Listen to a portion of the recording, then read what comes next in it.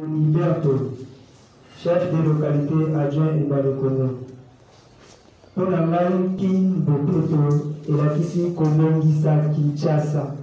Donc, Kolono la poubelle, Kolono la sanité, la bisika tout haut population et Zalaka. Pour Bisso, la limité, le changement commence par nous.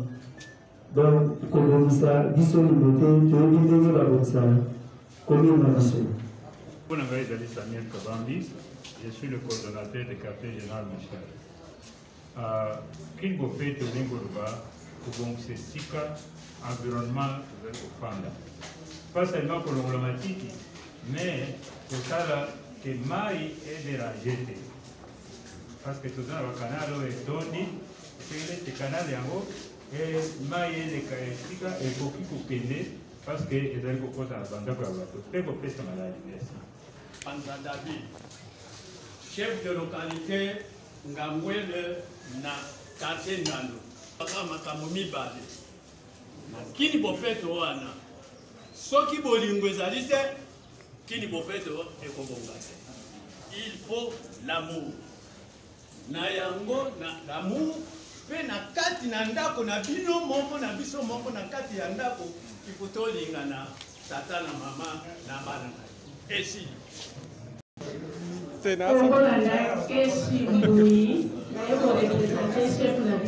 Quartier Mayulu. Kin Bopeto na mukuse elingi koloba odoya bosoto. Osoki mutu olingi bosoto. Okozala nango pembeni. Okotala kaka olobi te bakonzi baya kolongola. Bakonzi botalela biso likambo. Ntango yo olingi bosoto te.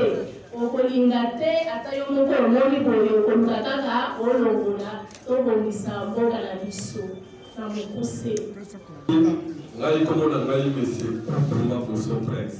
Nazali cordon ya ba chef de riz à quartier agricole. Nakolanda motuna ya papa alobi to nikako expliquer Bopeto. Pona nga Bopeto zali nini? Bopeto zali kobe. Ezali kwa assainir isika oyo zali. Kurandre yango pire ezala peto na miso pe peto na kati. Mais Bopeto ya solo ebongi na moto azala peto kati na ela cerveau na ezala peto. Parce que soki bongo na ezala peto ekozala ke yo moto azala peto en esprit on manifesta wo matériellement boyi batomona yango. Merci. Merci. Moi, je m'appelle M. Kanyinda Jean-Pierre, coordonnateur mobilisateur de Kingagwa Liberté. Kin Bopeto, le Kola Motuna ya Mokonzi, et là, ici, changement de mentalité. La propriété plus, ce qui a s'aligné dans les déco, il faut Opeto, ama, Yomoko, Oye, pour expliquer, Bandeko, ama, Elongo, Ota la carte ya propriété. Kin est là ici, Léo. Vous dites ça, et Opeto est là ici, propriété. Je m'appelle Kanyinda, chef de riz, Kingagwa, quartier Nzal. Pourquoi est-ce que la matin m'a beaucoup? Ah oui, na pesi mbangu maloba pa mama.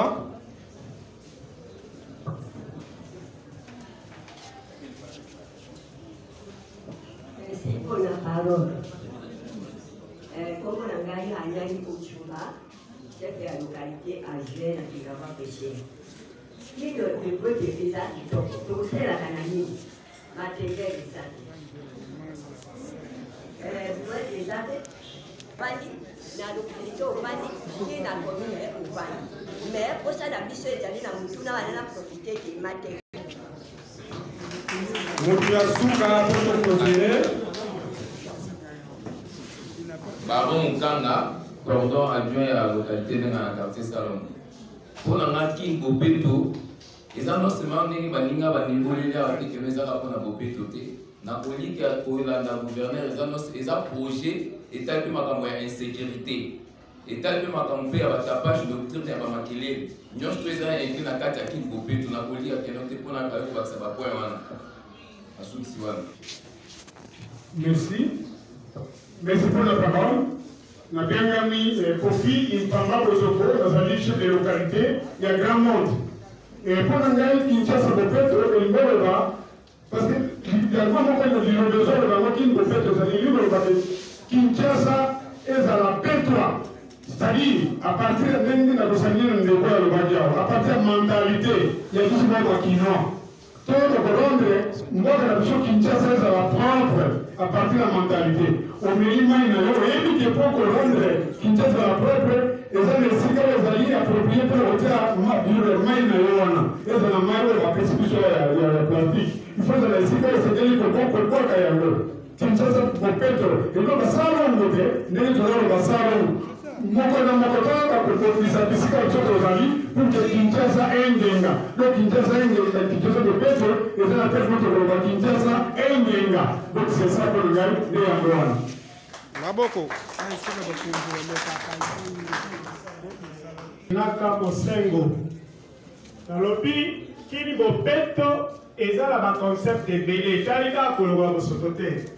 Et ça n'avait pas besoin de joncer, donc il faut assainir l'environnement direct et indirect. Donc, ici, quand nous sommes empêchés l'éclairage, nous sommes la pollution sonore, et ça n'avait pas stationné, nous sommes ba mesiri ya kitoko ezo mapona mtu nyonso topema mupepe ya sika ya to chauffer mon dame.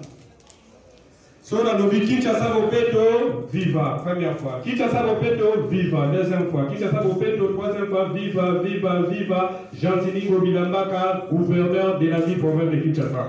Tomé Kamamuke. Kinshasa Bopeto, viva. Kinshasa Bopeto, viva. Kinshasa Bopeto, viva, viva, viva. Gentili Gobila, gouverneur de la ville province de Kinshasa. Le festival de provincial, j'ai un pour le mandat à Loba. En tout cas, dans ce pays, Mingi, pour le premier point, nous avons répondre. Et là, qui c'est que vous allez à Pissonio sur la Toboania, Toyebi et l'Okolini Tolingi, Toyebi, pourquoi Tolingi vit dans Bisso et Zala propre. Mais nous qui na sangisao bolobi, ndambo balobi, et ça la pétoa, ton pétola, environnement. Mais Bamoussou peut balobi, tout changer mentalité. Si ceux qui veulent dire Bakisha ça Bopeto, la vision et Argentine Bobilambaka, ezali et l'eau quoi liboso. Défi à changement de mentalité. Pourquoi Bosoto nyoso toza komona na nzela euti na bongo na biso na makanisi na biso na mayele na biso. Ndenge ndeko alobaki soki tobongoli kati te bandeko nanga nyoso toza kosala ezali mangungu ya maya moto. Tolukande tobongola kati na biso et ceux qui te lever défi on a changement de mentalité. Papa Mokonzi Molingami na biso Félix Antoine Tshilombo Tshisekedi alobaka yango na bandari bayo bazalaka nanga pongami na yambaka ye oyo pe bayaka bayokaka makambo Papa Mokonzi alobaka li esengeli tobongola makanisi na biso po boni mutu akoviana saki atandi na masapa azwi tomato atandi abandi koteka po mayele na ye makanisi na ye na masapa wana esikoma eloko moko na bino bakambi bachef de rue bachef de localité bachef de quartier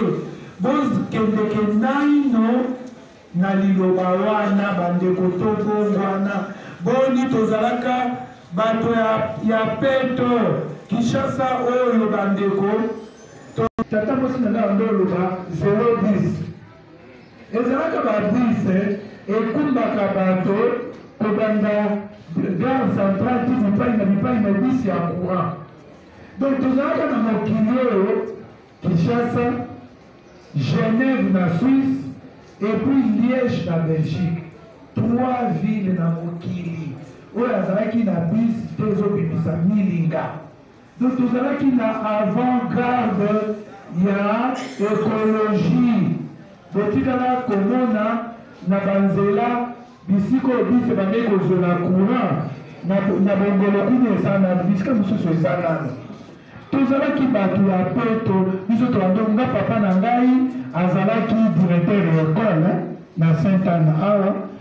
Mais soki otali papa alati cravate na ye, pantalon na ye mbonza ekoki ata kozokisa moto, chemise na ye, bato ya peto bamelaka mpe bangando ezali ya peto mpe bakokende omela bakamundelo ezali biloko nyonso ezali lelo ezalaki me nyonso na melelo oyo tokomi wapi bato bamelaka esika nyonso baliaka esika nyonso zongo eke esika nyonso zongo enene esika nyonso.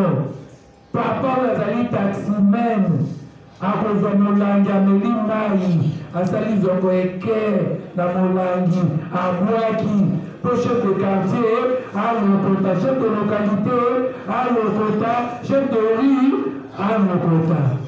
Ata kofaki beton baki toza bangamba ya population. Me bazalaka mangamba pe ya mokonzi oyo ya population nde mokonzi na biso.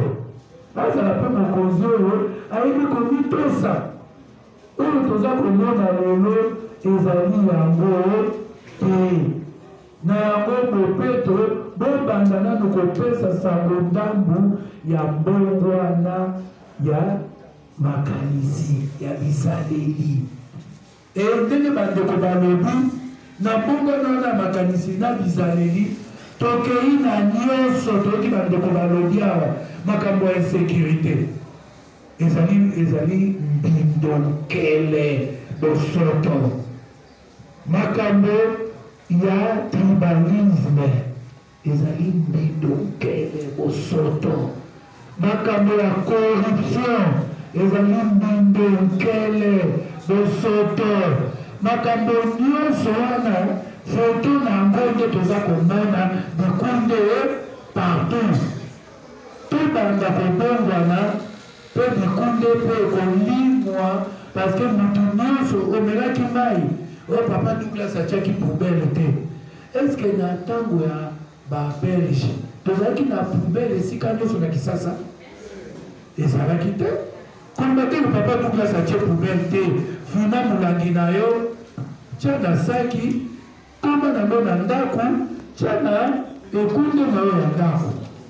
Boni tokomi bato moko neti gate pako mpe tofutaka te, me tolingi tokoma na ngonga moko neti bavile neti badubai baetats-unis baboye. Me oyo ya biso ya moke ya kosala tolingi te terase. Bokoyebisa chef de quartier akire bakaniveau, chef de rue akire bakaniveau, papa Douglas aza akire bakaniveau.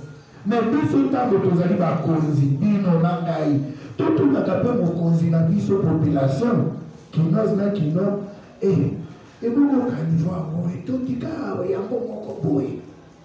Ezali mituna totunaka population.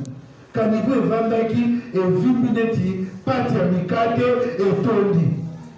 Ublie ezali mpino na bizaleli ya mabe bozako tondisaka niveau na babosoto ya ndako. Oboyi kofuta moto ya pusu na kulturo na busi mwana Jean bamona yo te zwa saki wana bloka kaka wana na terase.